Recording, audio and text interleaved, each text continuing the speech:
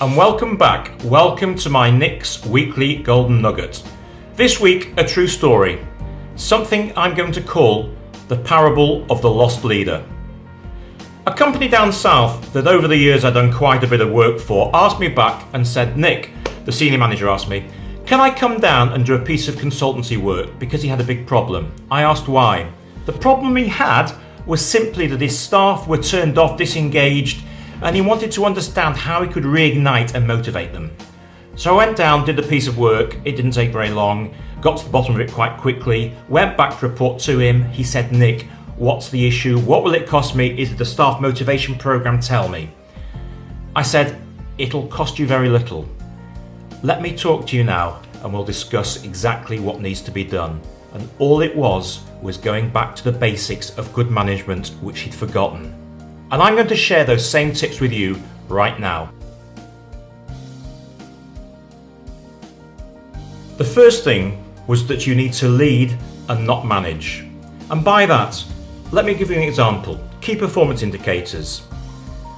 The guy concerned was so wrapped up in his KPI that he was spouting out percentages, SLAs to his team, but what he wasn't doing was translating those into meaningful statements about how well you're doing, what difference it makes to the customer, and how the business will get better because of your fantastic efforts, in such a way that they'd want to do more. So he was managing various processes and not leading his people, and there's a big difference.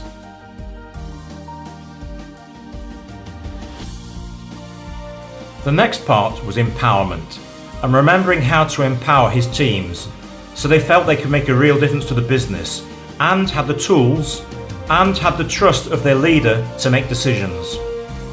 A great example is John Timpson. They have a bottom-up policy so that their company and the people in their teams, whether it be the outlets or in their centres, have all the tools necessary to do the job and don't have to refer to head office, using that clear to my line manager. So empowerment was next. Communication came next. By communication, I don't just mean by email. I mean actually walking out of your office, getting into your teams, talking to your people, understanding their concerns, explaining sometimes why things are having to be done within the business, using their names, and actually engaging with them in such a way that you start to gain their respect. Finally, praise and feedback.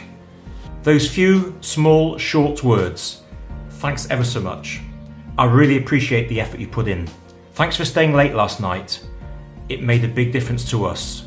Timely, specific, measurable, sincere.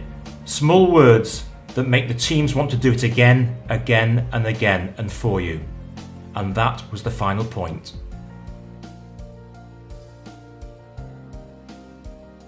And so, that is the end of the parable of the lost leader. And they were the simple words of advice that helped that unit to get back on track and performing the way the manager wanted them to. Simple, basic, to the point, but the basics are often the best way and often the things we sometimes forget. Until next week, be amazing.